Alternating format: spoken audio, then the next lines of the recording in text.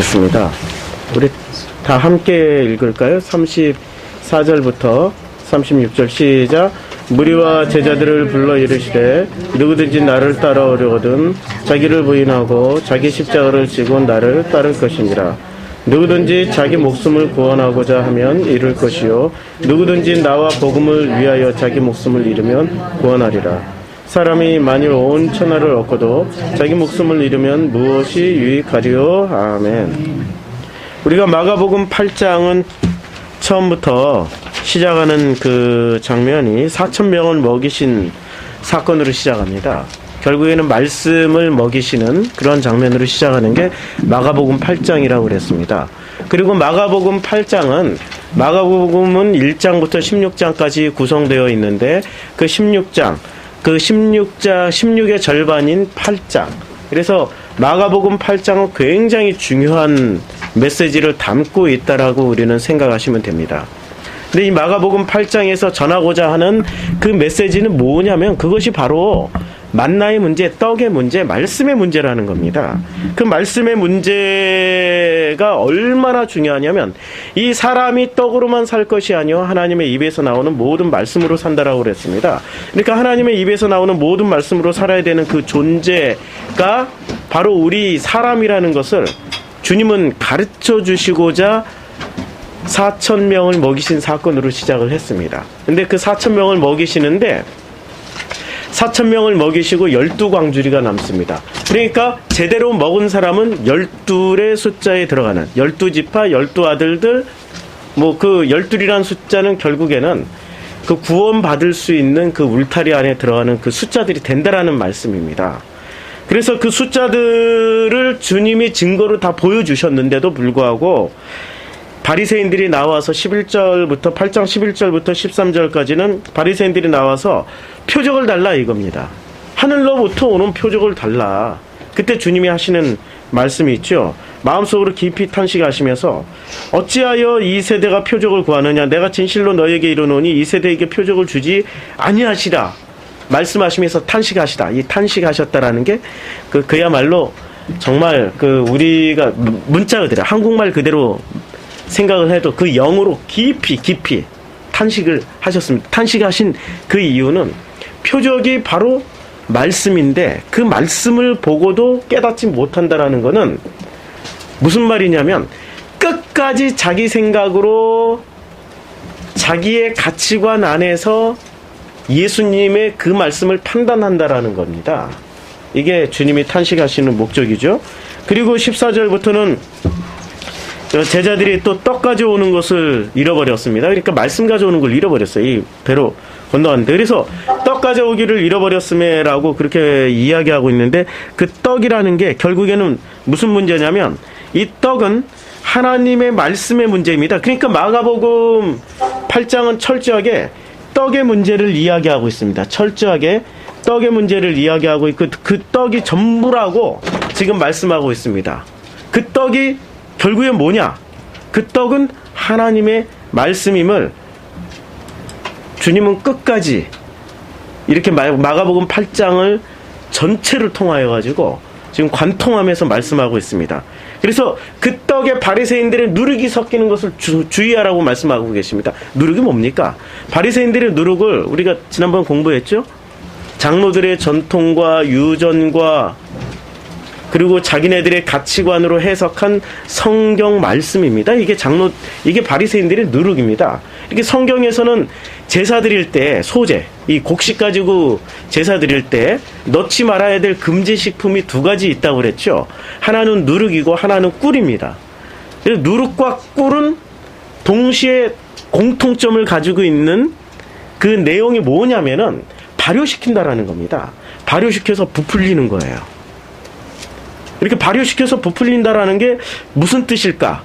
옛날에 베이킹소다 넣어서 밀가루 반죽해 놓으면은 요만했던 게 요만하게 불어나잖아요? 커진다라는 얘기입니다. 커진다라는 게 주먹만한 게 3배, 4배 커진다니까요? 커진다라는 얘기입니다. 그만큼 확장 속도가 빠르고, 그만큼 파급력이 크고, 그만큼 또 먹기에 좋은 것으로 만듭니다.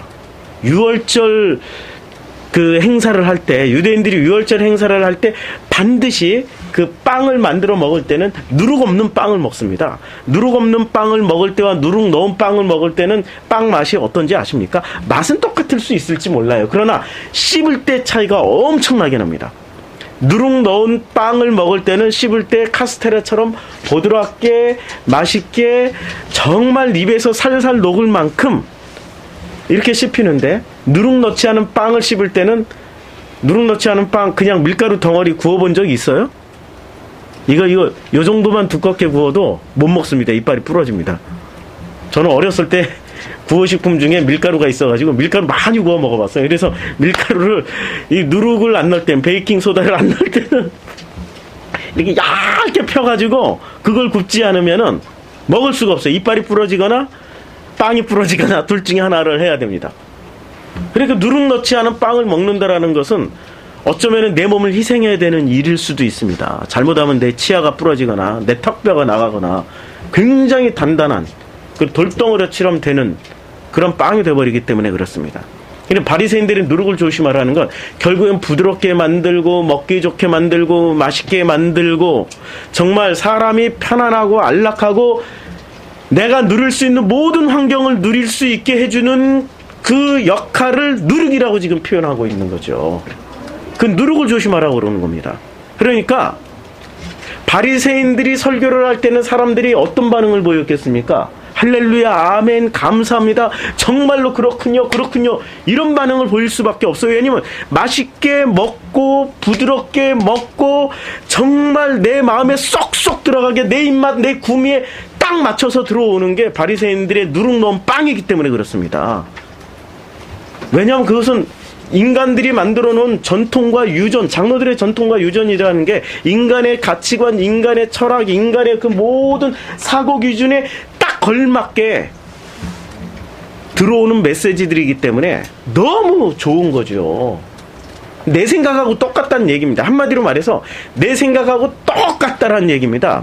요한복음 3장 16절에 아주 유명한 구절이지 않습니까? 하나님이 세상을 이처럼 사랑하사 독생자를 주셨으니 이는 저를 믿는 자마다 멸망치 않고 영생을 얻게 하려 하심이라, 뭐 이렇게 말씀하고 있지 않습니까? 그런데 여기 그 독생자를 주셨다라고 말씀하실 때 모노게네스를 주셨다 라는 말이 디도미, 모노게네스를 이렇게 넘겨주셨다라는 겁니다. 그 하나를 넘겨주신 겁니다. 독생자가 아닙니다. 독생자 아들이 아니고, 물론 남성 단수이기 때문에 독생자라고 번역을 할 수 있습니다. 그러나 모노게네스의 그 뜻은 하나라는 겁니다. 하나.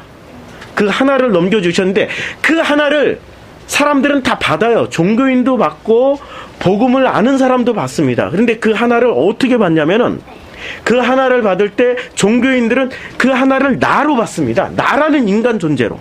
내가 가지고 있는 가치관, 내가 가지고 있는 철학, 내가 가지고 있는 습관, 내가 가지고 있는 편안하고 안락한 것들을 위로해주고 만족해주고 그것을 계속해서 유지시켜주는 그 하나로 받아버리는 겁니다. 그래서 교회 가서 기도할 때는 이거 주세요, 저거 주세요, 이거 주세요, 저거 주세요, 이거 이루어주세요, 요거 해결해주세요. 기도의 내용의 99% 이상이 그거지 않습니까? 근데 놀랍게도 티베트 종교의 그 티베트 사람들, 우리가 이제 요번에 7월 달에, 아니 6월 30일 날 이제 그 운남성부터 시작해서 쿤밍, 딸이, 중국 일정이 되게 정해졌어요. 운남성, 쿤밍, 아니 그 쿤밍, 운남성에 쿤밍 갔다가 쿤밍에서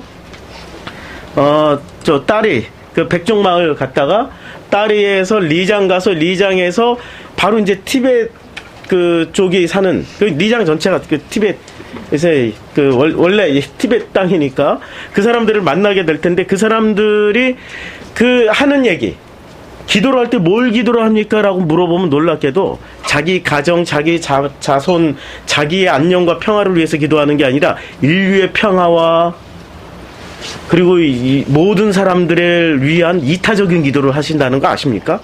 나를 위해서 기도하는 게 아니라 99%를 타인을 위해서 기도를 해준답니다.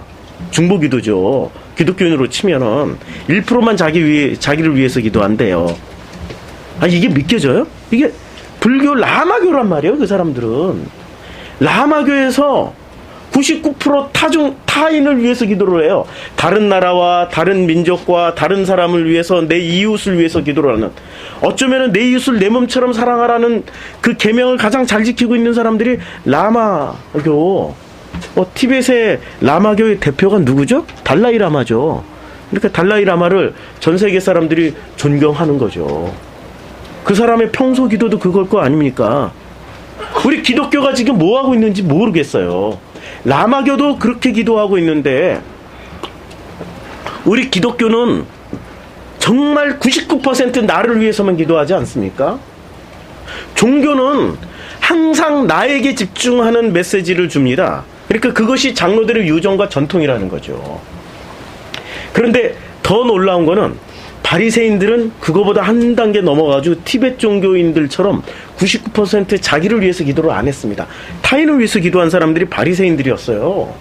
그 사람들이 바로 서기관들이었고 그 사람들이 종교적으로 굉장히 높은 수준으로 올라간 유대교인들이었다라는 겁니다. 그러면은 우리가 바리새인들을 어떻게 비난할 수 있습니까? 바리새인들이 누룩을 조심하라고 주님은 분명히 얘기했는데 바리새인들이 사는 모습을 보면은 바리새인들은 타인을 위해서 기도했고 타민족을 위해서 기도했고 타민족을 위해서 기도했나요? 유대인들이? 아니 그런 근거가 있습니까? 이사야를 통해서 구약 성경을 통해서 그 빛이 세상으로 나가기를 위해서 끊임없이 노력을 했던 그 사람들이 바로 유대인들이었습니다. 시편에도 하나님의 말씀이 끊어지고 그리고 하나님의 말씀이 들리지 않더라도 그 반구의 이쪽에서 저쪽까지 하나님의 음성이 들린다. 이 사람들은 세계적인 마인드를 가지고 자신들의 종교를 전파하기 위해서 노력했던 사람들입니다. 타민족을 위해서 기도했어요. 그러니까 주님이 요나를 보내서 타민족 선교하라고 보내버리셨잖아요. 니느웨 성으로. 그 마인드를 가지고 있었던 사람들이 바리새인들이었습니다. 자기만을 위해서 나만을 위해서 살았던 사람들이 아니고 구제를 위해서 자기의 온 재산을 팔아서 구제했던 사람들이기도 했습니다. 그 사람들이 지금 기독교인보다 못하나요? 더 훌륭하죠. 기독교인들은 지금 주님이 지적한 그 모습 그대로 바리새인들이 누룩을 따라가고 있고 아니 누룩조차도 못 따라가고 있어서 솔직히 말하면은 바리새인들이 누룩도 못 따라가고 있는 게 지금 현재 종교화된 그 교회의 모습 아닙니까? 그래서 주님이 말씀하시지 않습니까? 너희가 천국 가려면은 바리새인들의 의보다는 최소한 나아야 된다고. 바리새인들의 의보다는 최소한 나아야 된다고 말씀하고 있지 않습니까? 우리 바리새인들이 무슨 뿔 달린 도깨비 괴물이 아닙니다. 2차 대전 중에 나치가 유대인들을 학살하기 위해서 그 프로파간다를 했죠. 흑색 성전을 엄청나게 했습니다. 그 사람들이 2차 대전 당시의 사람들은 특히 독일 사람들은 유대인들을 어떻게 생각했냐면 유대인들은 뿔이 나 있고 매부리 코에다가 아니 생김새가 그렇게 생겼다라고 믿었어요. 실제로 자기 옆에 있는 유대인은 진짜로 잘생긴 그런 브래드 피트, 안젤리나 졸리 같이 생겼는데도 불구하고 그 프로파간다가 들어가 있으니까 옆에 보고 있는데도 유대인들은 매브리코에다가 눈이 뭐 독사의 눈에다가 아니 그렇게 생겼다라고 믿고 있다니까요. 실제로 어떤 말이 들어가니까 그 말이 그 사람의 사고 가치관 지배한다 이거죠. 실물을 보면서도 그 실물을 실물로서 인정을 안 해요. 가치관이 들어가면은 그 가치관이 그 사람의 모든 사고 기준, 판단 기준을 다 마비시켜버립니다. 바꿔버립니다. 그 모노게네스를 하나를 넘겨주셨는데 그 하나를 나로 해석하기 시작하면은 그거는 멸망받을 가증한 일이 되는 겁니다. 지금 하나님이 마가복음 8장을 통하여서 말씀을 주시고 있잖아요. 지금 마가복음 8장 전체는 지금 말씀을 제대로 먹으라는 얘기입니다. 말씀을 제대로 먹어라. 제대로 받아 먹고 있습니까? 이 말씀을 내 가치관 그리고 내 사고방식에 맞으면 아 이거 말씀 맞아. 그런데 내가 가지고 있는 어떤 생각과 조금이라도 다르면 이거 말씀이 아닌 것 같은데 아 이거 의심나. 아 이거 풀릴 때까지 내가 노력을 당연히 노력을 해야죠. 노력을 해야 되는데 하나님과 나와의 관계에서 어차피 말씀을 전한 그 사람도 능력이 안 되는 거야. 능력이 안 되는 거 거기까지야. 그걸 인정을 해야 되는데 그걸 인정하지 않고 그 앞에서 말씀을 전하고 있는 그 사람을 능력 인정을 하지 않고 능력이 거기까지야. 그럼 그 다음에는 나한테 주시겠지 하고 내가 받으면 되는데 그렇게 하지 않고 비토를 놔버려요. 그렇게 해서 우리 10월 때는 몽땅 나갔잖아요. 우리 교회는 아주 클리어해요. 아주 클리어해가지고 그 하나를 진짜 그 하나를 해석하는 데 있어서 이름은 예수야. 모르게네 쓰고, 이름은 예수, 이름은 독생자고, 이름은 그리스도고, 이름은 말씀이라고 얘기를 해. 그러나 그 내용물로 치고 들어가고 또 파고 들어가면 결국 나 자신이라는 거예요. 그래서 이 말씀에 주님이 지금 계속 말씀을 주시는데, 말씀이라고만 얘기를 하면은 우리는 어떻게 오해를 하냐면, 야, 이 말씀의 핵심은 예수고 이 말씀의 핵심은 그리스도야. 그러니까 예수와 그리스도를 알면 돼 라고 생각을 우리는 하게 되지요. 이 정도만 오기까지도 굉장한 수준이죠. 그러나 그 수준에서 하나 더 나가야 돼요. 그 말씀은 나를 얘기해 주는 겁니다. 그 말씀의 핵심은 바로 내가 누군지를 얘기해 주는 거예요. 내가 누구죠? 우리 평생 그런 질문을 하고 살잖아요. 평생 내가 누군지를 묻고 살잖아요. 제가 30대, 40대를 통틀어가지고 끊임없이 던졌던 질문이 내가 누군지, 내가 누구지? 라는 질문이었어요. 거의 한 20년 동안을. 그래가지고 주역하는 형님도 찾아가 보고, 아니면 주역에서 그걸 설명해 줄 것 같았어요. 아니, 성경에는 답이 없는 줄 알았어요. 성경에는 맨 축복 얘기나 하고, 성경에 목사님들 설교, 뭐 신학대학에 있어 설교를 들어보면은 정말 잘 가야 예수다, 그리스도다 이런 설교까지는 하세요. 그런데 그 예수와 그리스도를 통하여서 나를 알아가라고 주님은 말씀하신 건데, 나라는 존재가 누군지, 내가 무엇하는 존재인지, 내가 뭘 하고 살아야 될지, 내가 어떻게 살아야 될지, 어떻게 사는 게 잘 사는 건지 전부 우리는 이런 질문이잖아요. 근데 여기에 대한 답을 주는 게 성경이 맞거든요. 아니, 성경이 분명히 답을 주시는 겁니다. 이 말씀이 답을 주세요. 그런데 그 말씀이 그 답을 주시기 전에 내 가치관으로 성경을 읽어버리면 어떻게 바뀌어버리냐면, 사는 방법만 취해요. 그래, 이렇게 하면 축복받아, 저렇게 하면 축복받아, 이렇게 잘 살아서 하나님께 영광 돌리고, 저렇게 잘 살아서 하나님께 영광 돌리고. 우리가 요제를 드린다고 그러잖아요. 요제 이렇게 받들어가지고 요제를 드릴 때는 이제 이렇게 거제 이렇게 눈높이까지 거제를 드리는데, 여기 눈높이까지 이렇게 재물을 받쳐서 이렇게 올려야 되는데, 이걸 받쳐서 드릴 때는 그냥 이렇게 눈높이까지 들어서 올리는 게 아니라 흔들어서 드려야 돼요. 그래서 지그재그로 Z자처럼 하나, 둘, 셋, 넷 이렇게 흔들어가지고 눈높이까지만 딱 와야 돼요. 이게 요제가 이렇게 흔들어서 드리는 그 제사거든요. 좀 희한하죠. 상상을 해보세요. 핏덩어리 가득한 지금 재물을 올려놨어. 이게 피가 철철 흐르는 거 막 잡은 거란 말이에요. 시뻘건 핏덩어리를 놓고 이게 이렇게 흔들어가지고 이게 되겠습니까? 이게 무게가 있으면 이렇게 무거우니까 이렇게 하겠죠. 이게 제사장이 얼마나 또 화려하게 보이려고, 제사장도 이게 보여지는 직업이잖아요. 사람들한테 매년 뽑는 거잖아요. 매년 뽑을 때 인기 투표 하거든. 그러니까 이건 멋있게 우아하게 진짜 거룩하게 흔들어야 된단 말이에요. 거룩하게 흔들어서 이렇게 딱 올려서 주님께 드려야 되는 게 요제거든요. 그게 거제, 흔들어서 드린다, 요제. 이 요제를 드릴 때 사람들은 이 요제를 드리는 목적이 정말 무엇인지를 알고 그것을 보고 있는 사람들이 있는가 하면, 요제 자체의 목적은 모르고, 야, 제사장이 저거 진짜 잘 흔든다, 야, 훌륭하다, 다음에도 제사장 또 투표해주자, 이렇게 하는 사람도 있더라는 거죠. 오늘 말씀을 들을 때 제가 염려를 하는 것 중에 하나는, 물론 주님이 어떤 방식으로 섬기시지만 인간적인 우려가 있어요. 항상 말씀을 들을 때 요걸 어떻게 써먹어서 내가 어떻게 어느 자리에 가가지고 요걸 가르쳐줘야지, 이런 목적은 안 된다라는 거예요. 이 말씀을 들을 때 이 말씀이 바로 나에게 해당되는 말이구나, 이게 바로 나를 치는 말이구나, 내가 그동안에 부드럽고 달콤한 누룩 넣은 빵을, 카스테라 같은 빵을 먹었는데 오늘 이 돌덩이 같은 빵을 주신 이유는 나를 깨트리려고 주시는 거죠. 너 이빨 부러지나 이 떡이 부서지나 한번 해봐라 하고 누룩 넣지 않은 빵을 6월절에 먹이신다는 겁니다. 그게 예수, 6월절은 예수잖아요. 예수가 들어올 때는 깨져야 된다는 얘기입니다.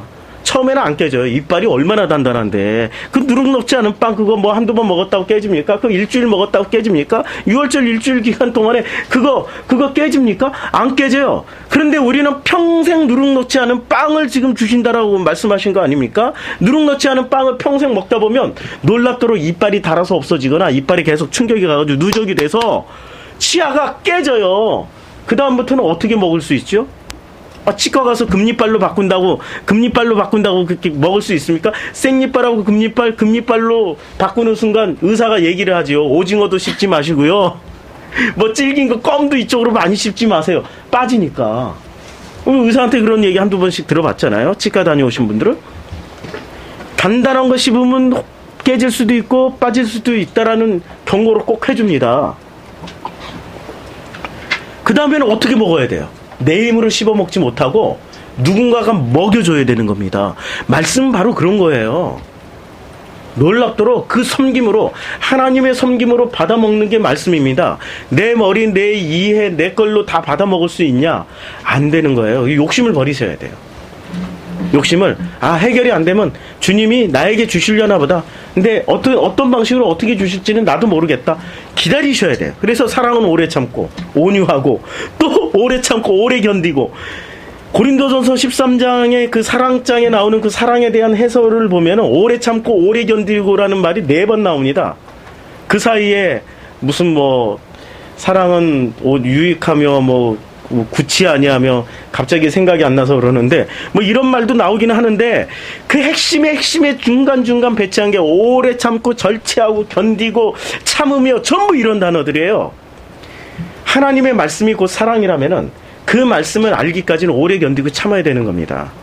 한 방에 다 알고 싶어 하는 게 인간의 욕심이죠. 어쩔 수 없어요. 주님은 그 수준만큼만 주세요. 그 수준만큼만. 저도 솔직히 고백을 해요. 제 수준만큼만 지금 설교하면서 나가는 겁니다. 복음이 제가 지금 이 설교하고 있는 내용이 복음의 끝이다. 복음의 전부다라고 얘기하면은 복음이 그거밖에 안 돼? 제가 지금 반문한다니까요. 이 정도 수준으로 복음이 전부야? 아닙니다.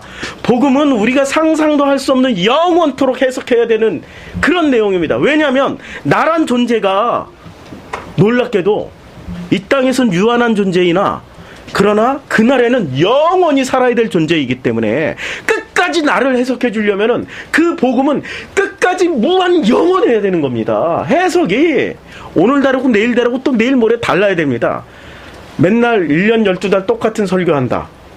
그건 목회자가 복음이 아닌 다른 어떤 매뉴얼을 갖다 쓸 수 있을 가능성이 굉장히 높아요. 어떤 매뉴얼을 갖다 쓰는 겁니다. 우리 프로슈크마이 교회 작년 1월 5일날 개척해서 첫 설교했습니다. 여기까지 오는데 제가 첫 설교, 두 번째 설교, 세 번째 설교 뒤돌아보면 내가 진짜 어떻게 이런 설교를 다 했지? 싶을 정도로 지금 보면은 완전히 제가 그 몇 단계 성장을 한 것 같아요. 차원이 달라졌다는 얘기입니다. 복음은 사람을 이렇게 차원을 다르게 만들어요. 지금 몇 차원을 넘어왔는지 몰라요.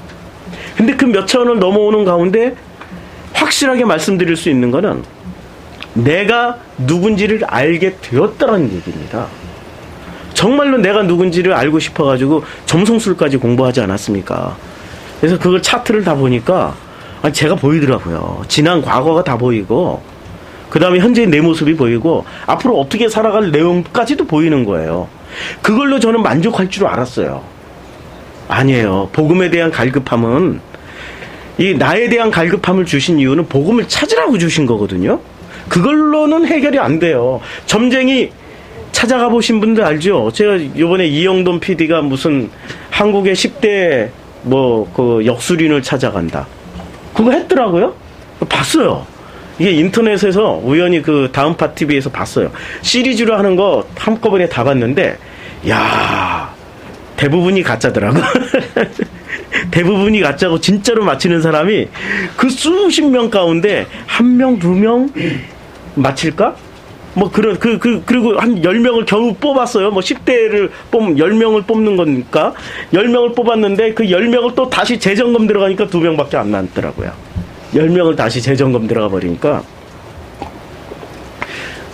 점쟁이 찾아가. 그런데 그 사이에서 제가 봤던 게 뭐냐면 무당을 찾아가거나 거기 무당, 역술인, 뭐 별의별 사람들, 뭐 보살들 다 나오더라고요. 근데 그 사람 그 특징이 있어요. 그분들을 찾아가기 시작한 사람들은 발걸음을 못 끊습니다. 중독에 걸리더라고요. 또 찾아가고 또 찾아가고 또 찾아가고 또 찾아가서 또 물어보고 또 물어보고 또 물어보고 또 물어봐야 돼.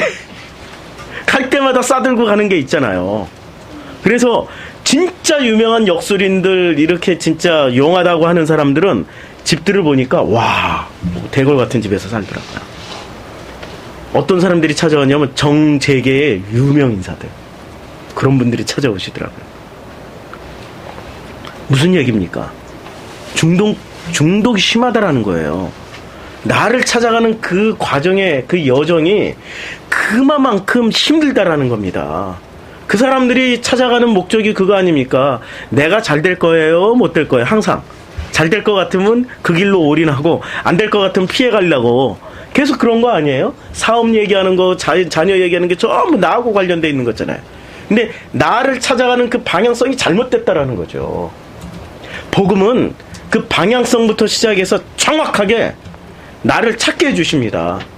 나를 찾는 사람이 비로소 하나님을 보게 될 겁니다. 그게 마태복음 5장에서 나오는 마음이 청결한 자는 저희가 하나님을 볼 것이오며라고 그랬잖아요. 마음이 청결해진다라는 건 결국엔 나를 안다라는 얘기입니다. 아니, 청결과 나를 알아가는 과정이 무슨 관계가 있을까요? 우리 인간은 창세기 2장에서 보면, 제가 성경 많이 안 찾을게요.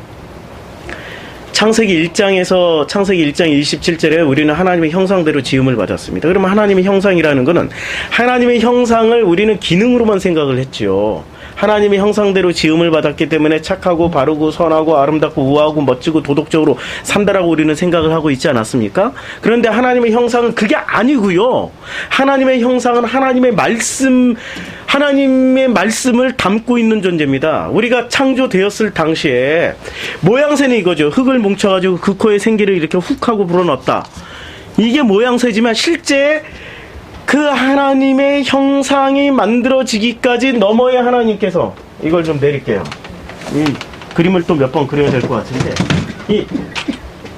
여기가 베르시트의 세상이죠. 그 너머의 하나님, 이게 호데우스입니다. 호데우스고 이 호데우스께서 드디어 말씀을 하셨습니다. 호데우스께서 말씀을 하셨습니다. 이 말씀이 결국에는 뭐를 만드신 겁니까? 보이는 세상, 호코스모스를 창조하신 거죠? 보이는 세상, 호코스모스. 이게 호코스모스입니다. 호코스모스. 그리고 이 전체를 뭐라고 그러냐면, 하나님이 이 너머의 세계는, 지금 여기 경계선 하나 그어놓고 여기는 호데우스의 그 너머의 세계는 우리가 알 수도 없고 감지할 수도 없고 느낄 수도 없고 생각할 수도 없는 영역이에요. 여기는 아예 모르는 영역입니다. unknown의 영역, 알려지지 않는 영역. 우리가 알 수 있는 영역은 여기밖에 없어요. 하나님이 말씀하셨을 때 이 말씀이 일을 하셔서 창조하신 이 전체 이 베레시트의 세상, 이 자체가, 이 말씀까지 다 포함한 이 전체가 베레시트의 세상이고, 이 말씀이 창조하신 세상이 호코스모스의 세상입니다.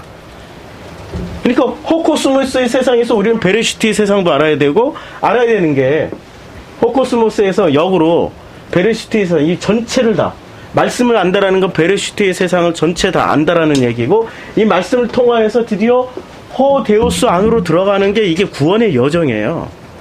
구원은 역순으로 하는 겁니다. 하나님이 말씀을 주셨죠? 아니, 태초에 빛이 있으라 말씀하셨잖아요. 이게 말씀은 이제 빛이 있으라는 한마디로 시작하셨지만, 그 빛이 있으라는 그 한마디의 그 말씀이 이 베레시트의 세상에 오셔서 호코스모스를 창조하신 거 아닙니까? 그러니까 말씀의 능력이 있고 말씀이 전부라고 우리는 끝까지 얘기를 할 수밖에 없는 거죠. 그 말씀의 종교죠, 우리는. 근데 이 말씀이 호코스모스 세상을 창조하실 때 호코스모스가 누굽니까? 호코스모스가 바로 나라는 존재예요. 그럼 나라는 존재는, 아, 이걸 잘 그려야 돼. 이거 안 그려놓으니, 이게 잘못 아니, 좀 무섭게 그렸더니 이걸 또 막 사람들이 이걸 가지고 비판을 하더라고요. 아, 이상해. 재밌게 그래야지. 우리는 항상 이렇게 웃는 종교인데, 기쁘고 감사한 종교인데, 왜냐면 나를 알아가는 종교이기 때문에. 그래서 창세기 1장 27절에 호코스모스가 결국에 나를 창조하신 거예요. 나란 존재를 창조하셨는데 무엇으로 만드셨습니까? 하나님의 형상. 하나님의 형상이라는 것은 무슨 말이죠? 하나님의 형상이라는 건 하나님의 말씀이라는 거죠. 그렇잖아요.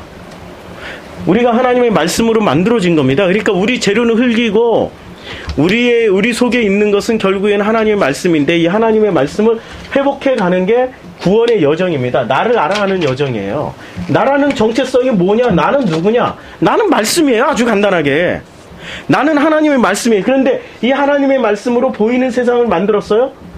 이 보이는 세상을 만들었더니 이 사람이, 이 속에 이게 말씀이 있는데 이 말씀이 회복이 돼야 되는데 말씀 회복을 안 하고 뭐를 회복하냐면, 여기에 가짜의 말들이 있습니다. 이 가짜의 말들이, 가짜의 말이 아니고 정확하게 말해서는 변질된 말.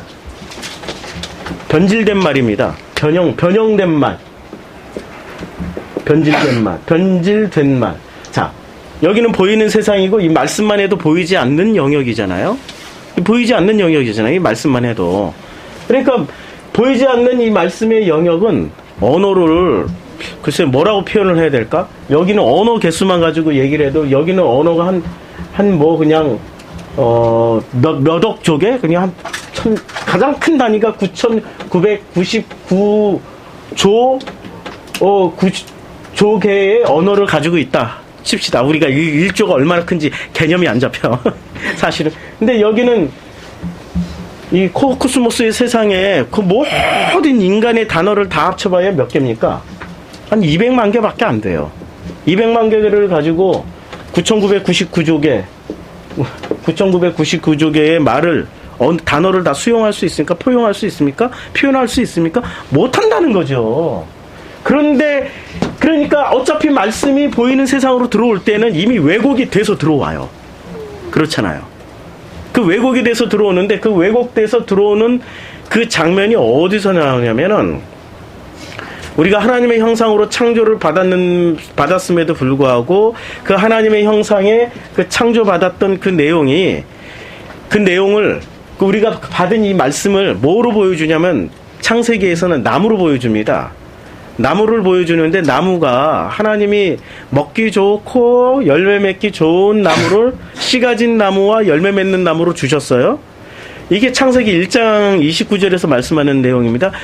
씨 맺고 열매 맺는 나무인데, 창세기 2장에 가서는 그게 나무가 바뀌어요. 씨 가진 나무와 열매 맺는 나무의 이름이 어떻게 바뀌냐면, 씨를 뿌리는 나무는, 씨 가진 나무는 선악과로 바뀌고, 열매 맺는 나무는 생명나무로 바뀝니다. 그건 왜 그러냐면, 이 말씀을 받은 우리가 말씀을 뭐로 나누냐면은 선악으로 나누고 생명으로 나누기 시작했다는 거예요. 창세기 1장에서는 그 나무가 하나였어요. 하나. 선악이나 생명나무나 씨 맺는 나무나 열매 맺는 나무나 하나였단 말이에요. 근데 창세기 2장에 가서는 이걸 두 개로 싹 나눕니다. 하나님의 형상이. 그리고 3장에 가서는 그 선악이란 나무를 똑 따먹는 걸로, 그렇게 문학적으로 표현을 했죠. 그러나 창세기 3장에서 따먹기 전에 이미 창세기 1장, 2장에 가서는 벌써 그 나무를, 생명과 선악 나무를 자기네들이 구분해서 따로 쓰고 있었어요. 선악과를 따먹는 행위는 이런 과정을 통해서 너희들이 선악을 취했다라고 우리들에게 시뮬레이션 보여주기 위해서 영화 같은 장면으로 표현을 한 것 뿐입니다. 이미 수많은 인류들은 선악을 품고 살았어요. 참, 왜? 하나님의 말씀을 선악이라는 가치관으로 해석하기 시작했다라는 거죠. 베레시트의 세상과 그 코스모스의 세상은 차이가 나기 때문에. 자, 누가 더 크죠? 여기가 훨씬 크죠? 부등으로 치면은. 여기가 훨씬 작잖아요. 훨씬 작은 영역에. 이 말씀을 이 호코스모스 안에 담으려면은 이게 머리로만 가지고 되는 겁니까? 머리가 이해가 안 돼요. 제가 신비주의를 배격을 해요.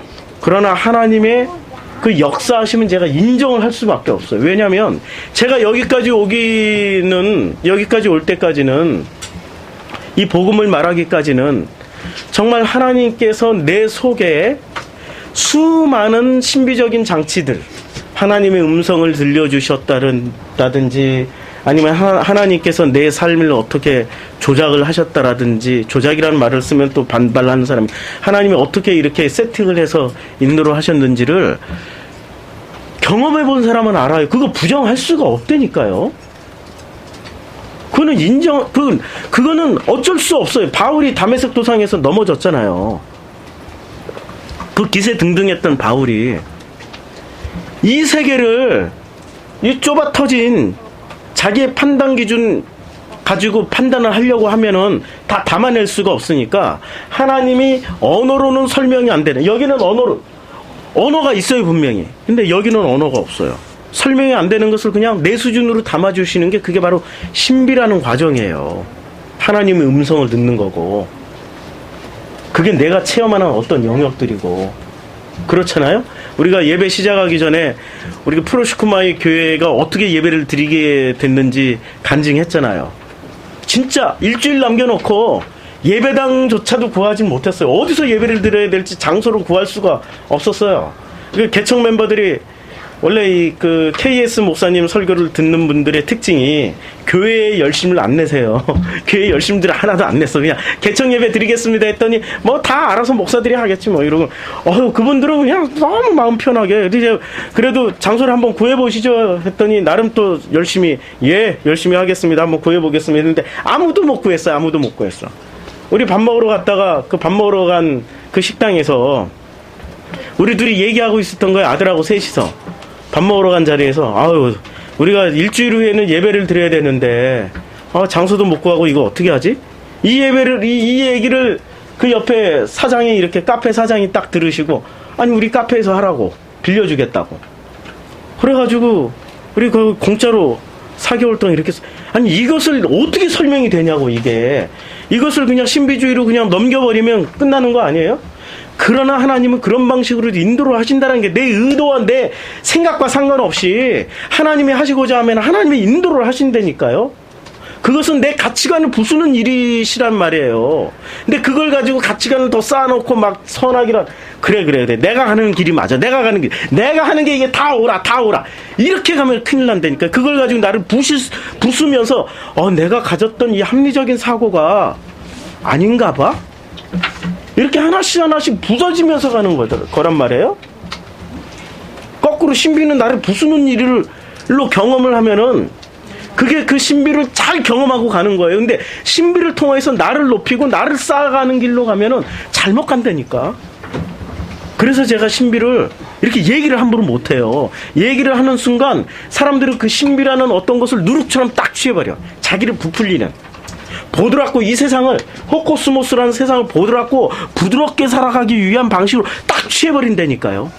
아니라니까. 신비는 나를 깨뜨리기 위해서 주님 주시는 아주 극단적인 조처예요. 왜냐하면 내가 들을 귀도 없고 볼 눈도 없고 내가 전혀 하나님을 향해서 가지가 않기 때문에 하나님의 신비라는 방법으로 나를 박살을 내시는 거예요. 그거 아니면 내가 어떻게 돌아와. 이렇게 신비를 많이 체험한 사람일수록 존경받을 사람이 아니라 극단적으로 하나님과 반대로 나가는 사람들이라고 생각하시면 돼요. 그건 뭘 자랑할 게 있다고. 자랑 못 하잖아요. 이거 얘기해놓고 난 또 설교 끝나고 후회할지도 몰라. 이런 건 정말 후회할 말이에요. 신비를 많이 체험했다라는 건 그만큼 내가 완악하고 고집세고, 그만큼 그냥 이스라엘 백성들처럼 악을 빠락빠락 쓰고 있으니까 하나님이 나를 당신의 능력으로 한 방씩 이렇게 때려주시는 거죠. 이제 내가 존재하는 거 알겠냐? 이제 내가 있다라는 거 알겠냐? 이제 내가 너희 하나님이라는 건 너희가 알겠어? 이거 체험하는 거라니까. 그러니까 표적을 구하는 바리새인들에게, 표적을 구하는 유대인들에게 내가 줄 표적은 없어! 그러면서 말씀을 주시잖아요. 만약에 표적을 보여주면 어떻게 되겠습니까? 살아남을 사람들이 있겠습니까? 못 살아남다니까. 그 신비한 방법으로 주님이 나를 두들겨 패기 시작하면은 살아남을 사람 하나도 없습니다. 그러니까 표적 줄 게 없어. 말씀이 전부야 라고 말씀하시는 겁니다. 그래서 마가복음 8장에 말씀이 전부라고 이야기를 하고 있습니다. 그래서 베세다에 가서 그 다음에 마가복음 8장 22절에 맹인의 눈을 고치셨어요. 맹인 눈을 뜨고 보니까 이 사람들이 나무처럼 걸어가는 게 보이는 거예요. 전부 다 죽은 사람들이죠. 나무처럼 살아있으나 그러나 그 나무가 말을 합니까? 나무가 어딜 자기 마음대로 표현을 합니까? 걸어갑니까? 그 나무 토막처럼 걸어간다니까. 그들이 나무 토막처럼 전부 죽은 사람을 보여준 거예요. 그때 호라우로 눈을 뜨게 해주셨어, 처음에. 근데 두 번째에 다시 안수를 해가지고 눈을 더 밝게 보여주셨는데 그 다음에는 옵타노마이로 보게 해주셨잖아요. 눈을 오히려 거꾸로 닫아버리신 거예요. 뭐로? 지금 이 베르시트라는 세상을 알아가기 위해서 놀랍도록 우리를 처음부터 베르시트로 확 열어주면 얼마나 편해. 아니 처음부터 베르시트를 우리를 이렇게 베르시트 질문이 있잖아. 우리라는 이 존재를 만들어 놓고 처음부터 베르시트라는 세상을 전체 다 볼 수 있게 눈을 확 열어주면 얼마나 좋아. 눈을 열어줬더니 뭐 어떻게 봐요? 나무 토막에 걸어가네요. 이렇게 본다니까 인간은. 하나님의 형상이라는 게 이 너머의 하나님의 이분은 온전하고 완벽하세요. 우리가 감히 상상도 할 수 없는 이분은 진짜 우리가 어떤 것도 상상 추측조차도 할 수 없는 분이세요. 전혀 우리는 never ever 이분은 호데우스라는 이 하나님의 이름조차도 붙이기가 힘든 이분, 그냥 성경에서 호데우스라고 그랬으니까 호데우스라는 이 분이 자기 존재를 말씀을 통해 가지고 보여주셨어요. 그러면 우리 이 말씀만 알게 되면은 이분 품 안으로 들어간다라고 요한복음 14장 20절에 약속했잖아요. 너희가 내 안에 내가 너희 안에 너희가 내 안에 뭐 이렇게 가는 방향이라고 지금 말씀하셨단 말이에요. 그 방향성만 있으면 되는 거죠. 그런데 이 말씀을 가지고 있는 사람들이 이 방향성을 가지고 가요. 그런데 말씀을 모르는 사람들은 어디로 가냐면 끊임없이 말씀과는 반대로 이렇게 말씀이 나와서 나를 만드셨던 것과는 반대로 어떻게 가냐면은 이렇게 가는 게 정상인데 이렇게 못 가고 끊임없이 그 말씀을 자기에게만 돌려요. 나를 만드는데로만 쓴다라는 거죠. 올라갈 필요 없어요. 이 땅도 잘 먹고 잘 사는데 이 땅이 충분한데 아니 왜 나한테 자꾸 그렇게 불편한 욕을 하시냐고. 그러니까 하나님은 진짜 당신의 자녀들을 어떻게 하냐면 박살을 내신다니까. 못 알아들으면 신비로 박살을 내시고 알아들으면 말씀으로 깨뜨리셔요. 그게 이제 마가복음. 그래서 베드로가 이제 고백을 해요. 27절에 8장 27절에 이제 베드로가 이제 고백을 하는데 너희는 나를 누구를 하느냐? 29절에 또 베드로가 대답하여 주는 그리스도시요 당신은 그리스도입니다. 당신은 그리스도입니다. 아니 성경 전체가 지금 그거 얘기하고 있잖아요. 당신은 그리스도입니다. 아니 문자 그대로는 예수 당신이 그리스도입니다. 이 얘기를 했어요. 베드로는. 그런데 주님 마태복음에서는 이 장면을 가지고 네가 교회 반석이다 이렇게 얘기를 해버렸잖아요. 이거는 예수를 그리스도라고 시인하라는 말이 아니고 말씀이 육신이 돼서 온 이 모든 존재들이 그리스도라는 것을 얘기를 하는 장면이기 때문에 말씀이 육신이 돼서 온 모든 존재들에게 뭘 세워주십니까? 예수님이 부활하시고 그리스도로 오시고 난 이후에 우리 안에 성전을 세워주시잖아요. 성령님이 오셔서. 그렇죠. 그러면 누가 교회의 반석이 되는 거죠? 말씀이 들어온 내가 교회의 반석이 된다는 얘기잖아요. 마태복음에서는 주님이 이 말씀을 받아서 되돌려줬다니까 네가 교회의 반석이 하고, 마가복음은 지금 그게 안 나와서 헷갈리지만, 그러면 당신이 그리스도입니다라는 말은 누구에게 해당된 말이에요? 결국에는 베드로에게 해당된 말이죠. 주님이 되돌려줬으니까 네가 교회의 반석이야. 그럼 누가 그리스도란 얘기입니까? 그리스도라고, 또 우리는 그리스도를 신으로 섬긴다니까. 말씀이 신이니까 이분이 그리스도가. 말씀의 이름을 다시 한번 불러볼게요. 말씀의 이름은 예수고, 말씀의 이름은 그리스도고, 말씀의 이름은 성령님이시고, 말씀의 이름은 하나님이시고, 엘로힘 하나님이시고, 아니 이거 여호와 엘로힘, 여호와 뭐 그 수많은 성경에 나오는 이 모든 이름이 이 말씀이세요, 말씀. 이분은 이름이 없으시다니까, 이분은. 몰라, 우리가. 우리는 여기까지 회복을 해야 되는 거예요. 여기까지 회복을 왜 해야 되냐? 이게 바로 나니까. 내 정체가 말씀이라니까. 우리는 말씀으로 창조를 받은 거지 흙덩어리로 창조받은 게 아니잖아요. 우리는 말씀으로 창조받은 존재지 흙덩어리로 창조를 받은 존재가 아니란 말입니다. 아시겠어요? 우리는 우리의 정확한 존재는 뭐냐면 하나님의 그 입에서 이 호데오스에서 나온 그 말씀이 바로 나예요. 나. 그런데 그 말씀을 뭐로 해석을 해왔냐면 이제까지 장로들의 유정과 전통 누룩으로 해석을 했어요. 그 누룩으로 해석을 했기 때문에 그 누룩이 어떻게 되냐? 주님이 드디어 34절에 얘기를 합니다. 오늘 34절 무리와 제자들을 불러 이르시되 누구든지 자기를 따라오려거든 자기를 부인하고 자기 십자가를 지고 나를 따를 것이니라. 자기를 부인하고 자기 십자가를 지고 나를 따라오라고 말씀하고 있어요. 이게 무슨 얘기죠? 죽으란 얘기죠. 그쵸? 십자가의 상징은 뭡니까? 죽음 아니에요? 죽음? 그래서 35절에 확실하게 그 얘기를 부연 설명해 줍니다. 누구든지 자기 목숨을 구원하고자 하면 잃을 것이요 누구든지 나와 복음을 위하여 자기 목숨을 잃으면 구원하리라. 이게 확실한 얘기죠. 지금 누구든지 자기 목숨을 구원하고자 하면 잃을 것이요 누구든지 나와 복음을 위하여 자기 목숨을 잃으면 구원하리라. 지금 이게 무슨 얘기인지 겉뜻만 보더라도 목숨을 잃어야만이 알 수 있는 내용이 이 말씀이라는 거죠. 근데 왜 목숨까지 내놔야 돼? 희한하죠. 왜 목숨까지 내놔야 되죠? 여기서 목숨이라고 얘기를 그러니까 34절부터 우리가 이제 읽어보죠. 34절부터 보면은 예수님이 이제 불렀어요. 그 무리들을 호오클로스라는 것은 이미 8장까지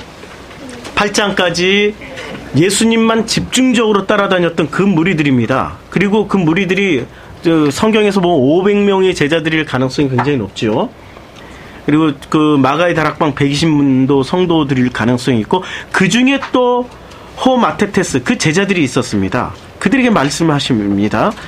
나를 따라오려거든 엘코마이 따라오든지 따라가든지 엘코마이 하려면은 자기라는 존재를 여기서 자기라고 번역한 이 단어는 헤아우투스인데 이게 제규대명사입니다.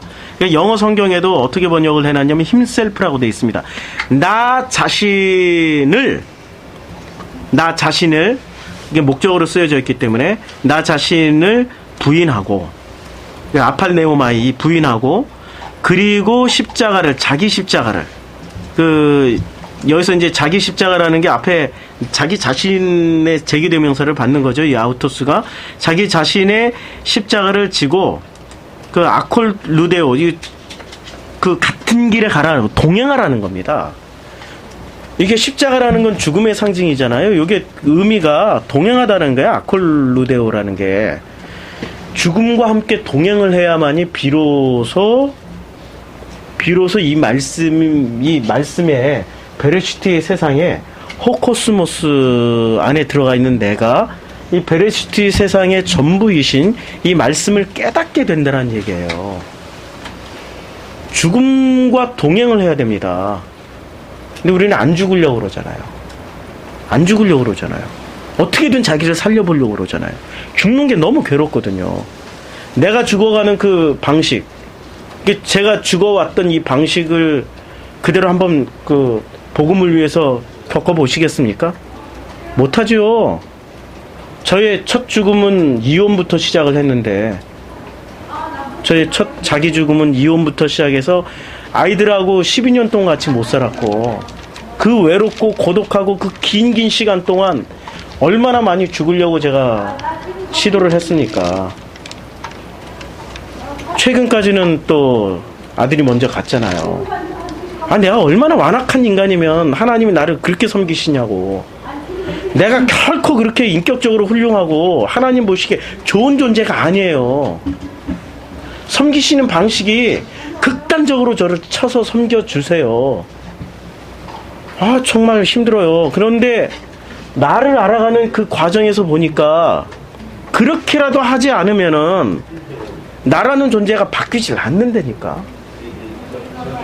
그게 바로 십자가를 지고 가는 그 동행하는 사건이에요. 쫓는 게 아니야. 십자가 들고 예수님 앞에 따라가고 앞에 가고 나는 이렇게 뒤따라가 그런 모양새가 아니고 십자가 자체가 말씀이고 그 십자가 자체가 예수고 그리스도고 그 십자가가 말씀이기 때문에 그 말씀을 내가 품었으면 지금 이 34절에 내가 품었으면 그 말씀과 함께 동행을 하는 과정입니다.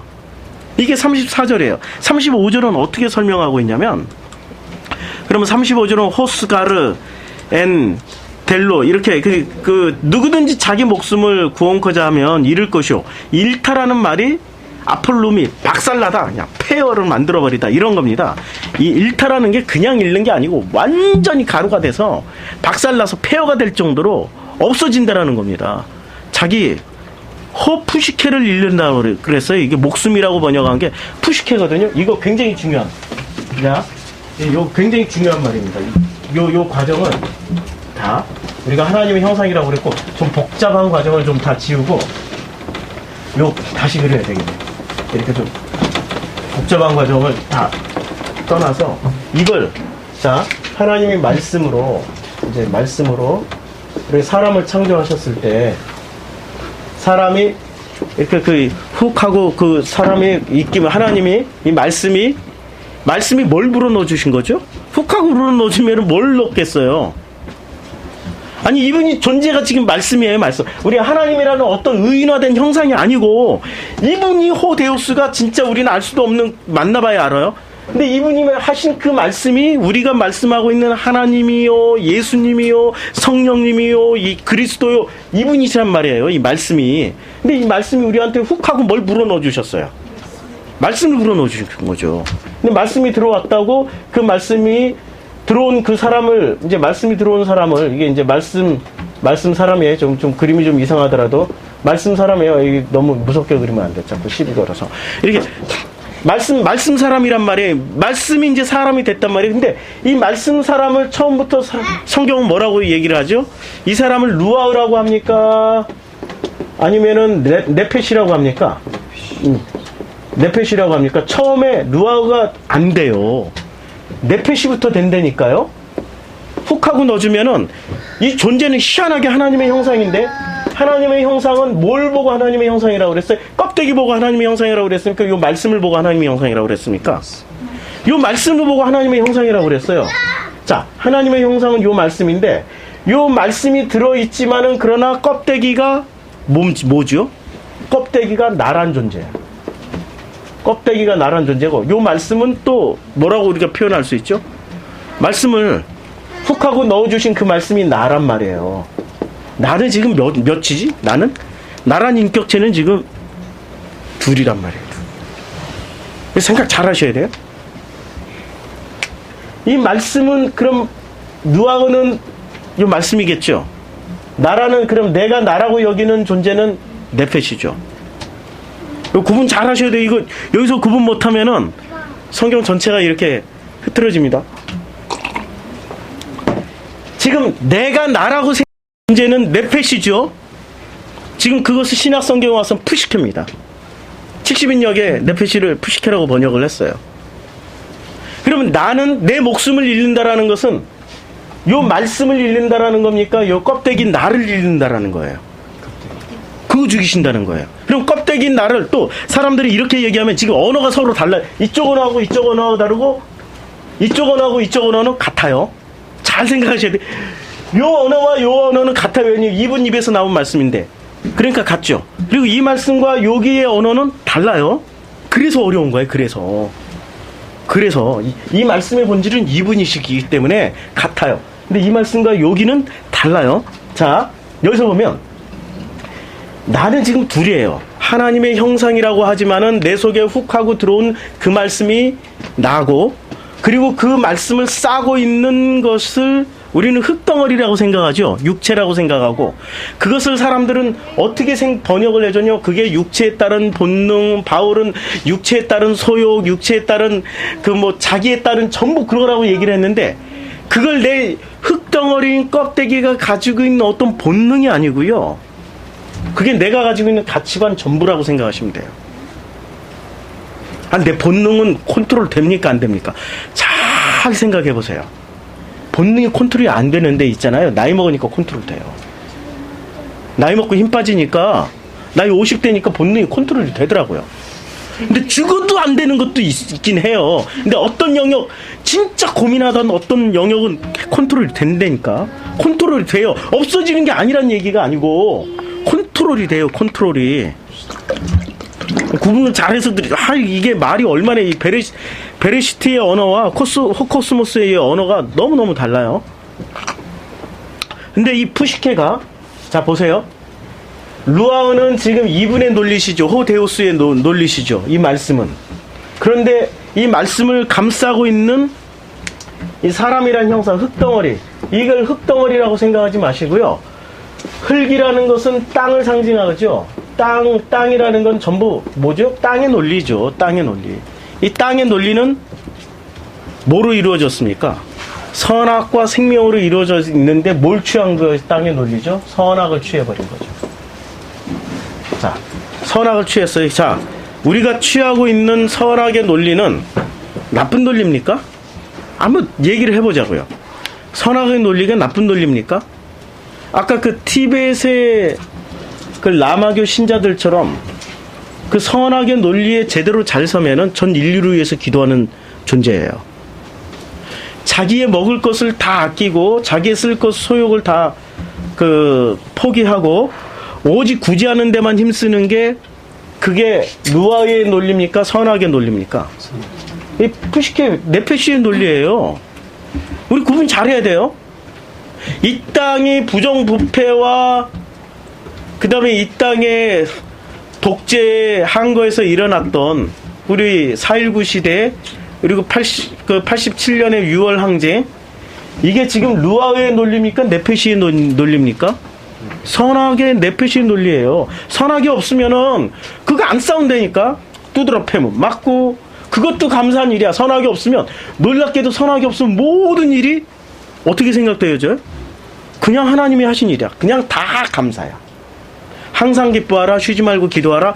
범사에 감사라는 말은 선악이 없어졌을 때나 가능한 일이에요. 이게 선악이 있으면은 조건부로 감사하고 조건부로 기뻐하고 조건부로 기도하게 된다니까요.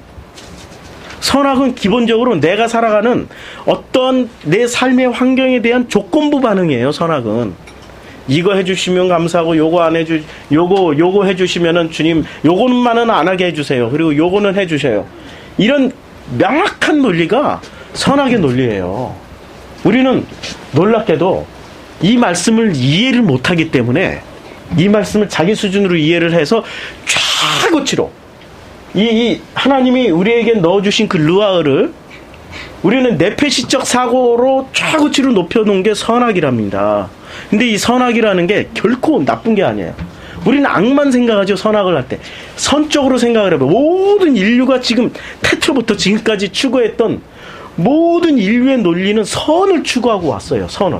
근데 너 목숨을 잃어라 하는 얘기는 무엇을 잃으란 얘기예요? 한번 물어봅시다. 무엇을 죽이란 얘기예요? 내 속에 있는 네페시인데 네페시의 악도 죽여야 되지만 네페시 모두 죽이란 얘기예요? 내가 가지고 있는 선한 생각들 다 죽이라는데 죽을 수 있습니까? 내가 가지고 있는 선들이 있잖아요. 이제까지 평생에 걸쳐서 배워왔던 거 있잖아요. 자녀에겐 이렇게 해주고 부모에겐 이렇게 해주고 내 사회에 대한 내 옆에 이웃 친척에겐 이렇게 해줘야 되고 이거 다 가치관 내려놓을 수 있습니까? 내려놓을 수 있냐고요. 어제 어느 목사님이 그렇게 글을 쓰셨더라고요. 예수 닮기를 원합니다. 예수처럼 살기를 원합니다. 그리고 이 땅의 모든 교회가 예수처럼 그렇게 훌륭한 인격, 예수처럼 그렇게 훌륭하게 살아가는 그러한 교회들이 되길 원합니다. 이분 굉장히 개혁적인 분이세요. 이렇게 글을 딱 썼어요. 김인범 목사님이 한 줄 글을 딱 달아놨어. 뭐라고 다 달아놨냐면 예수의 인격이 그렇게 고매하지 않은데. 아유, 이 뒤통수 한 대 딱 때리신 거죠. 예수의 인격을 본받을 만한 인격이 없어요, 사실은. 인격으로 따지면, 선악 네페시로 따지면은, 아니, 나이 먹은 사람들한테 막 함부로 갖고 바리새인들이 얼마나 그 존경받는 랍비들이고, 니고데모 같은 사람들은 나이가 더 많은 그 바리새인도 있었는데, 바리새인들 보면 이 독사의 새끼들아 막 이래버리고, 표정이나 행동하면은, 지금 예수를 미화시켜서 그렇지, 그 예수를 앞에다 갖다 놓고 보면은, 우리가 저분은 예수 아닌가 봐요. 이러고 우리 떠날 사람들이라니까요. 우리가 알고 있는 그 예수를 만나면, 우리가 고정관념으로 알고 있는 그 예수를 실제 현장에서 만나면 저분 예수 아닌가 봐요. 아니, 예수가 어떻게 저렇게 비싸고 화려한, 오, 세상에 아르마니를 입고 오고, 와, 예수가 입고 다니는 그 속옷이, 겉옷이 아르마니아 제일 비싼 옷이 뭐죠? 뭐 채널인가? 예. 그런 거 입고 다니셨다니까? 예. 아니, 겉으로 보면 우리는 목사는 항상 검소해야 되고, 겸손해야 되고, 말씀 한마디를 하더라도 거룩이 뚝뚝 묻어나게, 아, 예, 그렇습니다. 고맙습니다. 제가 잘못한 거죠. 예, 인정합니다. 이런 사람 원하잖아요. 예수는 안 그랬다니까, 안 그랬어요. 얼마나 전투적이었는데요. 굉장히 차별 대우를 많이 하신 분이세요. 그분은. 우리가 알고 있는 이 가치관이 무너지지 않으면은, 우리가 지금 이 말씀이 육신되어서 오신 예수를 제대로 못 볼 것이고, 그리고 말씀이 육신되어서 오신 그분이 이 말씀을 가르쳐 주러 오신 거지 않아요? 이 말씀을 제대로 우리는 모른다는 얘기예요. 무너져야 된다니까. 우리는 이제 이런 정도까지 들었으면은, 그러면은, 아, 나라는 또 진짜 내가 나라고 생각했던 이 나를 죽이시고, 진짜 나인 나를, 이 말씀인 나를 주께서 살려주시려고 가짜인 이게 가짜인 나야. 왜 가짜인 나냐면 내가 이렇게 만들어 놓은 나기 때문에. 그러면 나는 그렇게 안 만들었는데요. 막 태어난 애들은 어떻게 된다고요? 그러면 태어난 애들은 이제 이 원론적인 또 철학적인 구조로 들어가서 물어보면, 그럼 막 태어나자마자 하루 만에 그런 애들은 어떻게 되냐고. 나도 몰라요.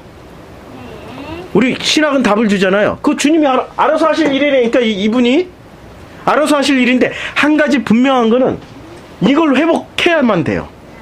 이걸 회복해야만이 이쪽 방향성으로 갈 수 있는 자격이 주어져요. 이거 회복했다고 다 되는 게 아니라니까. 방향성만 주어져요. 이게 참 어려운 일입니다. 방향성으로 가시게. 근데 그 방향성만 주어지지만 그 방향성으로 가는 사람들을 당신이 반드시 책임진다고 그랬어요.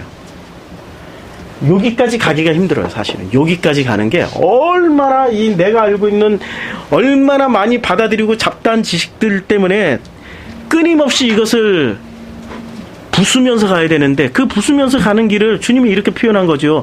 누구든지 제 목숨을 구원하고자 하면 잃을 것이요, 누구든지 나와 복음을 위하여 제 목숨을 잃으면 구원할. 복음이 뭡니까? 이 말씀을 위하여. 복음은 말씀이잖아요. 이 말씀을 위하여 제 목숨을 잃으면 구원하리. 그러면 제 목숨을 자기가 스스로 잃어?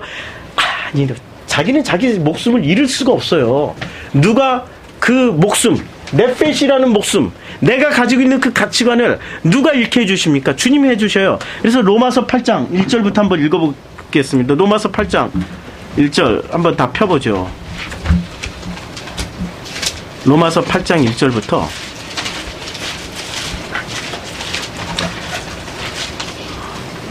로마서 8장 1절, 아주 유명한 그 성경 구절이죠. 우리 전부 다 이 말씀 들으면서 위로받고 힘을 얻잖아요. 그러므로 이제 그리스도 예수 안에 있는 자에게는 결코 정죄함이 없나니, 결코 정죄함이 없다라고 이야기를 했습니다. 근데 어떤 그리스도 예수 안에 있는 그 엔 크리스토스 그러니까 그 호들은 엔 크리스토스 예수 안에 있다고 했어요. 그러니까 그리스도 예수 안에 있는, 드디어 그리스도와 예수, 여기 있는 존재인 이 예수, 우리가 예수 돼야 된다고 했잖아요. 이 예수와 그리스도가 하나가 됐어요. 그리고 그 안에 있어요. 그러면 어디 안에 있는 거예요, 이 사람은? 이 사람은 지금 코코스모스 세상에 있지만 어디 안에 있는 겁니까? 베르시트 세상 안에. 전체를 이제 알게 되는 거예요. 베레시트는 이거 다 포함한 세상이에요. 요것만이 베레시트가 아니에요. 하나님 말씀하실 때부터 베레시트 세상이 된 거니까, NRK 세상이 된 거니까. 그렇죠? 자, 이 전체 안에 들어가 있는 이 사람은 지금 이게 범위가 엄청나게, 그리스도 예수라는 거는 이 전체입니다. 전체. 이 전체 안에 들어가 있는 이 사람은 결코 정죄함이 없어요. 그때 비로소 정죄함이 없어요. 왜냐하면 정죄는 누가 하죠? 내가 한번 물어볼게요. 정죄는 누가 합니까? 율법이 정죄하고, 그 다음에 나라는 존재가 정죄를 하는데, 나의 누가 또 정죄, 나의 뭐가 정죄를 하죠? 내 양심이 정죄하죠. 사탄은 어떤 놈이 사탄이라고 그랬어요? 사탄의 역할. 욥기 1장에서 나오는 사탄의 역할. 스가랴에 참소하는 자. 스가랴 4장에 나오는 그 사탄의 역할은 참소자예요. 참소자. 그러면은 내 안에 참소하는 놈이 누구예요? 양심. 그럼 누가 사탄이에요? 양심이 사탄이라니까. 아니, 양심이 하나님이라고 얘기하는 사람들이 있어요. 아니, 그거는 영주주의자들은 그렇게 얘기를 한다니까요. 양심이 하나님이라고. 근데 그 양심이 어디에 기초한 양심이냐, 이거지. 이제는 따져보자고. 네페시에 기초한 양심이냐, 루아우에 기초한 양심이냐고 따져보자고요. 어디에 기초한 양심이에요? 네페시. 그런데 주님은 뭐라고 그래요? 네페시라도 기초해서 양심의 화인을 맞으면 안 돼. 네페시라도 기초해서 그 양심보다도 더 뛰어나야 돼. 그 양심의 최고 대표가 누구였습니까? 바리새인. 이제 성경이 좀 보이셔요? 마가복음 8장이 지금 그 얘기하고 있는 거예요. 지금 로마서 8장하고 똑같은 얘기를 하고 있는 겁니다. 복음의 핵심 중에 핵심을 얘기하고 있는 거예요. 지금 마가복음 8장과 로마서 8장이 다른 얘기가 아니에요. 그 말씀이 결국엔 이 말씀인데, 우리는 지금 누구에게 참소를 받으면서 살고 있습니까? 네페시에 기초한 그 양심이라는 고놈. 고놈의 이름이 참소자고, 참소자가 고놈이 마귀고 사탄인데, 어떤 목사님들은 그런 얘기까지 해요. 양심대로 살면 된다고. 그래, 양심대로 살면 되지. 선악구조에서 선의 최고봉으로 다 만들어 놓으면 될 것 같지. 그래서 벽돌로 막 만들어가지고 까고 있잖아. 막 벽돌처럼 네모 반듯하게 선이라는 것에 막 끼워 넣고 있잖아요. 주님은 그렇게 살지 말라고 그랬거든. 다듬지 않은 돌로 성전, 너희들이 성전이야. 그리고 너희들은 다듬지 않은 돌이야. 그것을 나는 사랑해. 내가 너로 인하여서 너무너무 기뻐. 스바냐 3장 17절 말씀하고 계시잖아요. 내가 너로 인하여 너무너무 기뻐. 그 기쁨을 감출 수가 없어. 이게 루아우적 입장이에요. 그게 나래니까. 나는 그렇게 존귀한 존재란 말이에요. 그런데 나는 이 말씀인 나를 모를 때는 끊임없이 네페시인 나가 나를 어떻게 합니까? 참소해요. 게다가 네페시인 나가 만들어 놓은 그 율법을 지키라고 주셨어요? 율법을 언약으로 해석하라고 주신 겁니까? 언약으로 해석하라고 주신 거예요. 우리 BMW 강의를 통해서 우리가 얼마나 많은 공부를 했습니까? 율법을 언약으로 우리가 해석하라고 주신 그 율법을 우리는 어떻게 해석을 해왔습니까? 그 율법을 끊임없이 나를 참소하고 나를 가두고 나를 때리는 채찍으로만, 그렇게 신앙생활하는 게 정말 잘하는 거라고 우리는 그렇게 오해하면서 신앙생활을 했잖아요. 그렇게 가둬놓는 게 뭐라고 그랬죠? 그게 종교예요.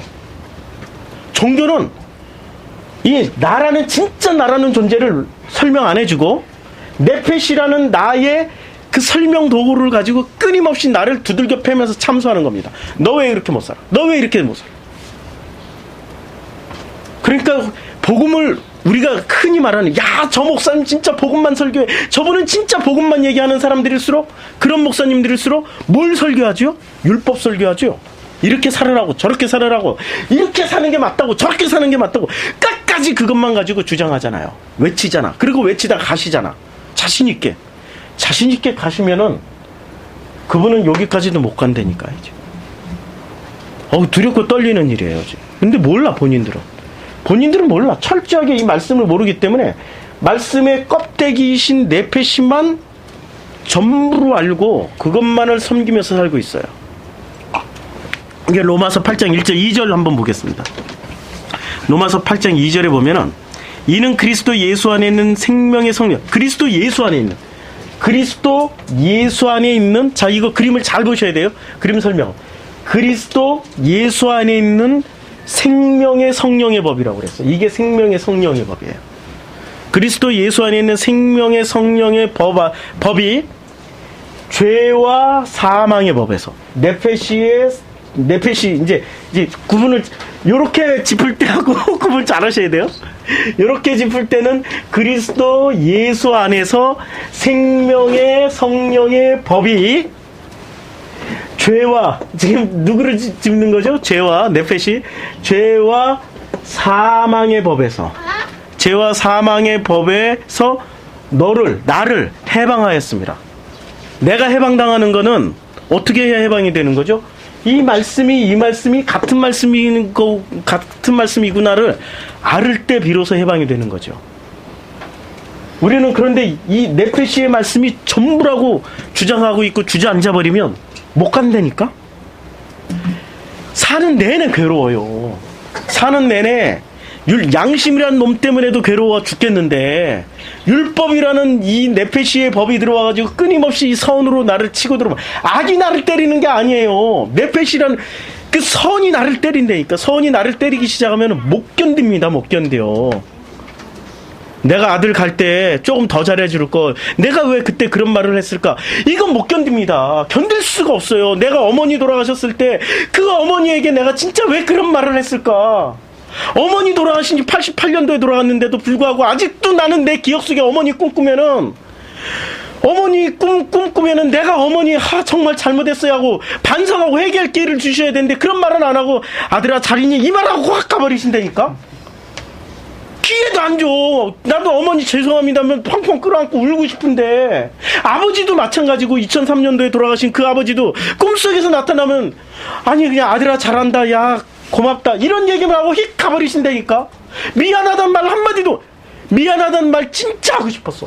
그 말 내 가슴속에 평생을 담고 풀고 싶단 말이야.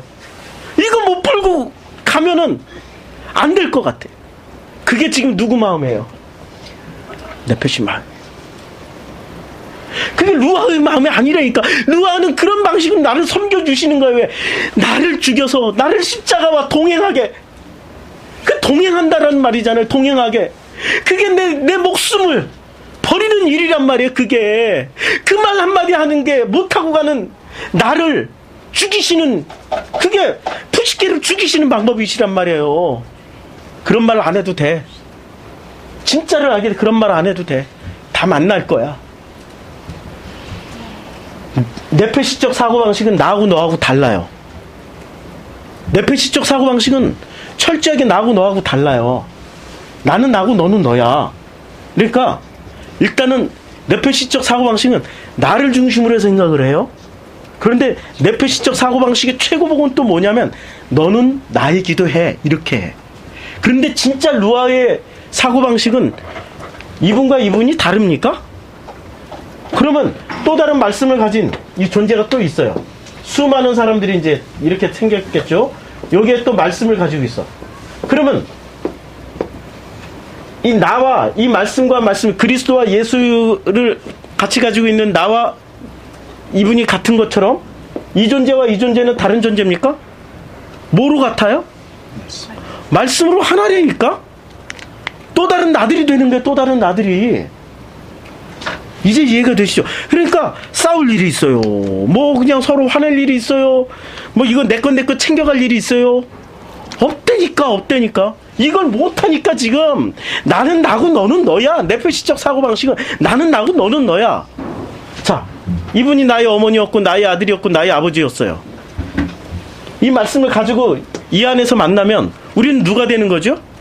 나의 복수인 우리들이 되는 거죠. 그러니까 삼위일체라고 말씀하시는 거지. 한 분이시잖아. 호데우스 한 분이시잖아. 그런데 여기 와서 지금 삼위일체 말씀 하나가 하나님 됐다, 성령님 됐다, 예수님 됐다, 그리스도 됐다. 뭘 설명하려고 그런 거예요 도대체? 수많은 말씀 육신들이 다 이 말씀을, 예수는 그리스도다, 예수는 이 말씀은 잘 보세요. 말씀은 예수는 그리스도다라는 것을 알게 된 우리들이 이 안에서 만나면 나야 시집가고 장가가는 일 없어. 겉옷으로 보더라도 시집가고 장가가는 일 없어.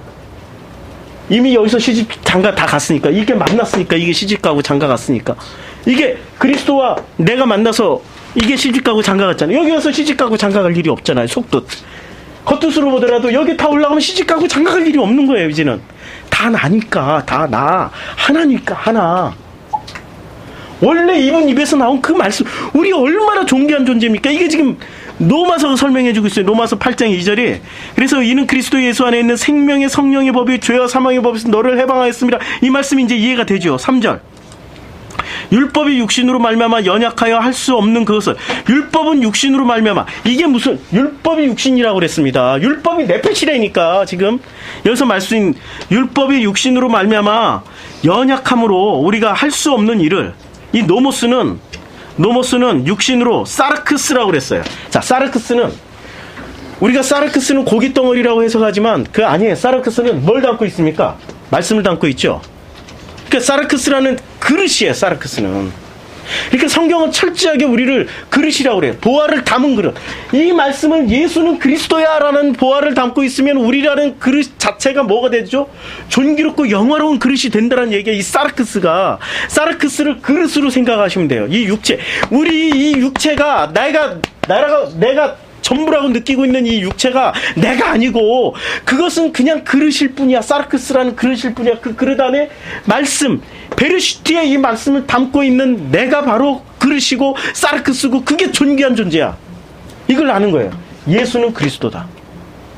예수는 그리스도다. 이것을, 그래서 이 예수는 그리스도라는 것을 이제 내가 율법이 육신으로 말미암아 연약하여 할 수 없는 것을, 율법도 자기 일을 하잖아요. 선한 쪽으로. 토부 하나님 보시기에 좋았다. 율법에 선악이라고 얘기할 때 토부, 하나님 보시기에 좋았다, 하나님 보시기에 좋았다. 우리 인간은 하나님 보시기에 좋은 쪽으로 하는 게 그게 선이란 말이에요. 그러니까 인간이 보기에 좋은 쪽으로 하는 것은 네페시, 이 사회를 경이롭고 아름답고 우아하고 멋지고 살기 좋고 환경 좋고, 정말 이 그린피스가 말하는 무슨 뭐 여러 가지 단체들이, 사회 단체들이 말하는 최고의 목표 지향점으로 만들어내는 그게 아니고, 그거는 네페시적 선이고, 루아적 선은 하나님 보시기에 좋은 선, 하나님 보시기에 좋았다라고 말씀하신 이것이 최고의 선이 돼버리는 거죠. 루아적 선은. 그러니까 율법은 절대로 하나님 보시기에 좋았다라고 할 수 없는 것을 누가 한다라는 겁니까? 하나님은 하시나니.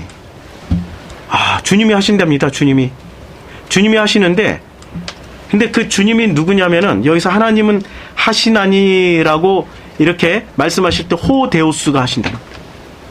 이 말씀이 하시는 게 아니고 누가 하신다고 그랬어요? 잘 보세요. 호데우스가 하신다고 그랬어요. 왜 호데우스가 하시죠? 이분의 말씀이 말씀하셨죠. 이게 지금 동격입니다. 잘 보셔야 돼. 말씀은 이렇게 된 거죠. 말씀 중에 일부가 나오신 거예요. 전체 말씀이 다 나오신 게 아니에요, 지금. 이분이 일을 하신다라는 거죠. 호데우스께서. 하나님은 하시나니 곧 죄를 인하여 자기 아들을 죄 있는 육신의 모양으로 보내어 육신의 죄를. 그럼 이 아들이 지금 누구죠? 죄 있는 육신의 모양으로 보내요. 죄 있는 육신의 모양으로 보냈어요. 이제 이 말씀을 진짜로 깨달은 사람은 죄 있는 육신의, 지금 죄 있는 말씀의 죄 있는 육신의 모양. 그러면은 네페시라는 죄 있는 육신의 모양이 담고 있는 이 말씀에 육신돼서 오신 이분이 예수죠. 우리가 이 말씀을 깨닫는 순간, 이 사실을 알게 되는 순간 우리 이름은 뭐가 되는 겁니까? 예수가 되는 거죠. 왜 말씀하기 그렇게 어려워하세요? 우리가 예수가 되는 거예요. 하나님은 당신의 말씀만 상대하세요. 가짜 말씀 상대 안 하세요. 우리가 예수가 됐다 그러면 예수의 그 인격과 능력, 막 물이 변하여 포도주게 돼, 이런 거 아니라는 거 아시죠? 그 말씀을 회복하는 존재를 예수라고 지금 말씀하시는 거예요. 그리고 보내요 육신의 죄를 정하사, 육신의 죄를 정하사라고 했는데, 정하사가 무슨 얘기냐면은 카타크리노라고 지금 써 있거든요. 카타크리노라는 게 무슨 말이냐면 선고하다, 정죄하다, 저주하다, 이런 말이에요. 그러니까 하말티아를 저주를 해버려요. 그 죄라는 것을. 그 죄를 저주해버리세요. 이렇게 죄를 이렇게 정해 놓는다. 우리말 그대로 하면 뭘 정해서 이렇게 넌 죄고 넌 죄가 아니고 이런 얘기가 아니에요.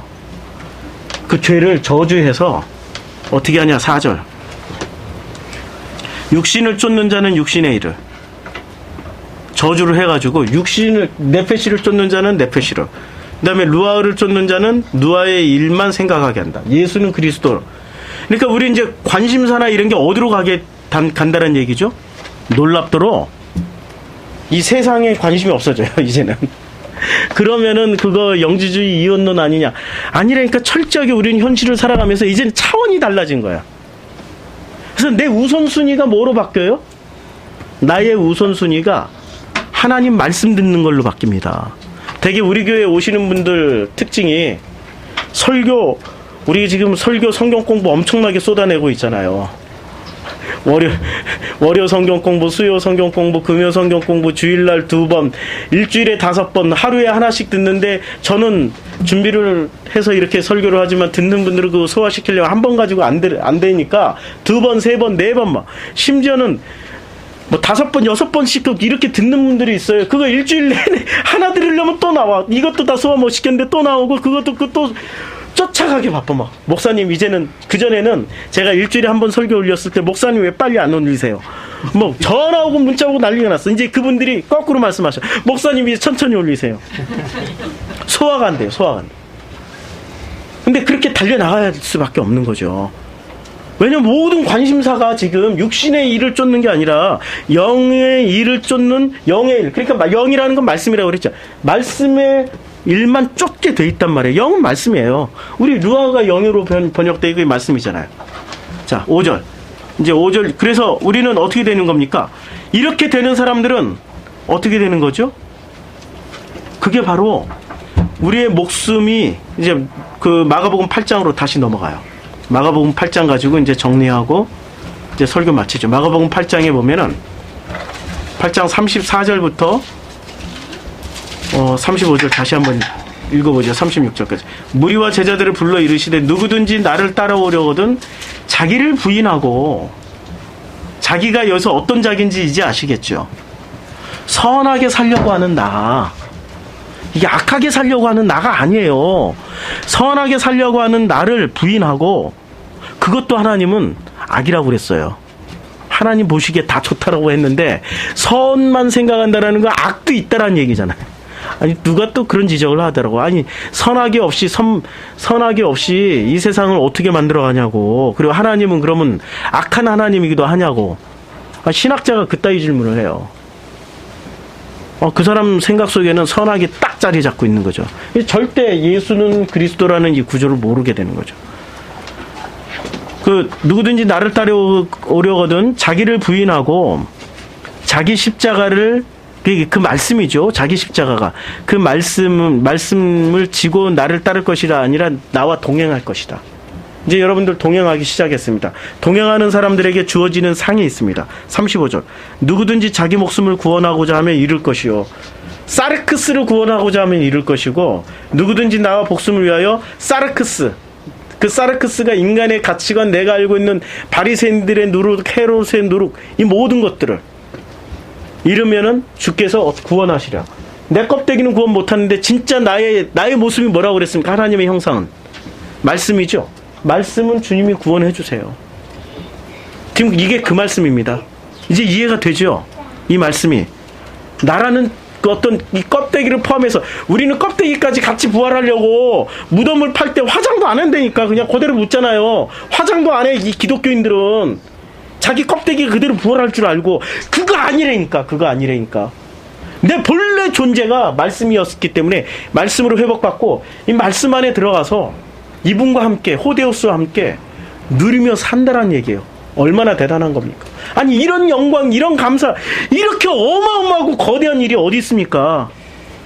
36절. 사람이 만일 온 천하를 얻고도 자기 목숨을 잃으면, 여기서 자기 목숨이라는 게 이제 무슨 얘기죠? 똑같이 푸시케를 썼지만 자기 목숨을 잃으면 무엇이 유익하리요? 진짜 목숨은 이것을 얘기한 거죠. 온 천하를 얻고도, 온 천하 호코스모스예요. 호코스모스를 얻고도 이 말씀을 잃으면 무엇이 유익하리요? 이제 구분하시죠? 내 목숨 이거 얘기하는 거 아닙니다. 말씀을 잃으면 아무 유익이 없다라는 얘기예요. 이게 마가복음 8장 34절에서 36절까지 우리 오늘 전해주시는 말씀입니다. 이거 다 함께 34절부터 36절까지 읽고 제가 기도하고 마치겠습니다. 다 한번 천천히 한번 읽어봅시다. 시작. 무리와 제자들을 불러 이르시되 누구든지 나를 따라오려거든 자기를 부인하고 자기 십자가를 지고 나를 따를 것이니라. 누구든지 자기 목숨을 구원하고자 하면 잃을 것이요 누구든지 나와 복음을 위하여 자기 목숨을 잃으면 구원하리라. 사람이 만일 온 천하를 얻고도 자기 목숨을 잃으면 무엇이 유익하리요. 아멘. 기도하겠습니다. 주님, 참 말씀을 전할 때마다 이 언어의 한계를 느낍니다. 그러나 이 한계 있는 언어를 가지고도 우리를 섬겨서 드디어 마침내 결코 이 뜻을 알게 해주시는, 그렇게 섬겨주시는 우리 안에 내주에 계시는 그 성령님의 은혜 또한 기억합니다. 그 은혜에 의지해서 말씀을 나누었습니다. 이 말씀이 우리 누구에게는 가서 생명이 되게 해주시고 누구에게는 이 말씀이 정말 자기의 목숨을 버리고 이 말씀이라는 그 본질의 목숨을 얻을 수 있는 그런 사람들이 될 수 있도록 축복하여 주시옵소서. 예수님의 이름으로 기도드렸습니다.